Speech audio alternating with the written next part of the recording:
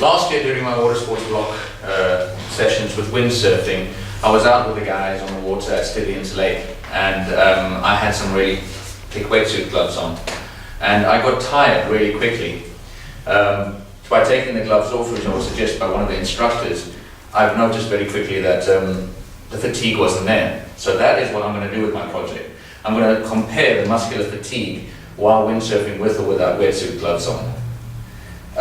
The way I'm going to do this is I'm going to get some participants, 6 of them in total, 3 females, 3 males, and set up a simulator and 3 different experiments to test the muscular fatigue incurred with 3mm wetsuit gloves and 5mm wetsuit gloves.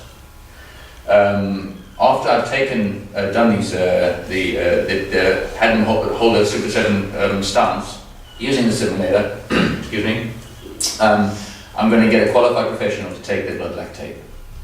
So I'm going to measure these lactate levels, and I'm going to use 2 paired t-tests to compare the data that I get to the first test. So I can test the first test, third test, experiment to the first test as well, and compare the comparisons in blood lactate to the different situations.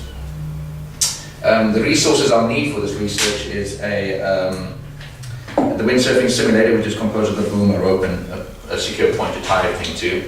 A lactate analyzer, which there's a link on the paper, which is a link to the actual device that I need to measure the lactate. It's simple, it's quick.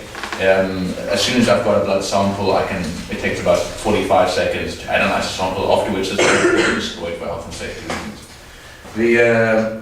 A stopwatch, which I own myself, a personal computer, which I've got access to, and the participants.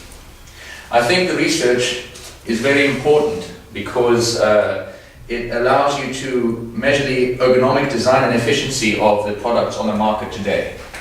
Why are certain gloves thinner underneath? Why are certain gloves designed for certain sports and thicker on top than they are on the bottom? What are the effects that the material has on the fatigue and of the biomechanics and the movement analysis when it comes to the actual anatomy and stuff to holding and gripping onto objects? It doesn't just apply to windsurfing, it applies to sailing, to kayaking, or in the case of next year, during the windsurfing Olympics, if they come down for the windsurfing Olympics here in the UK, the participants, and it's too cold, and they are forced to put on gloves to protect themselves from the cold and possible mild effects of frostbite, like the first case scenario would be frost nip, or then chilled lanes and frostbite. But what would a coaching's perspective, what would they need to look at? Would it be more detrimental to the participants to get cold, or more detrimental to put on the gloves for a long period of time to affect their performance? Thank you. That's fine. Any questions? Yeah, when you say you got tired yourself when you were windsurfing, was it your arms that got tired, or just general fatigue? It's mostly in the forearms. Right. It's the muscles involved in gripping things, which is sort of in the hand and in the forearm part of the arm, and the muscles involved. You took the gloves off and I took the gloves off and I gripped on it. Well, yeah. Not at first. I had to rest a bit. Yeah. But afterwards, I got back into it again, and I didn't build up that fatigue level. So what is it? The constriction, or? It's got to do with I don't know if you know these little squeezy exercise devices they use to strengthen your hands. Yeah. It's the act of having to squeeze, to actually work harder, to actually grip onto something, compared to just being able to grip onto it. That is the main benefactor, or the main contributor. So you have to work harder with the gloves? Yes, you have to squeeze harder to actually grip onto something, but you've got that catch material as well. Yeah. But I've been in contact with Neil Pride. Neil Pride's design team, which is a top manufacturer for windsurfing masts and rigs and everything. Yeah. They also design wetsuits, and as well as foot gear and hand gear.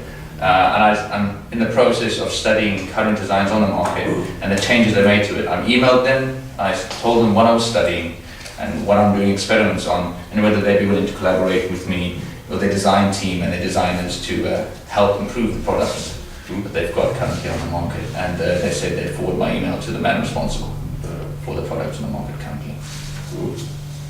I think that's, your project is, you've sold it very commercially, you've got a very good base there, you've already contacted your designers, you've already got in contact with people that could potentially be interested in your findings. And you've said it before in your previous bit, like again, if I had money to give you, I'd want to give it to you. Thank you. You've got on your Gantt chart primary test, secondary test and tertiary test. What are they? Well, there needs to be 3 tests taken. 1 test with all the participants using the simulator for a set amount of time without the gloves, then having the blood lactate taken.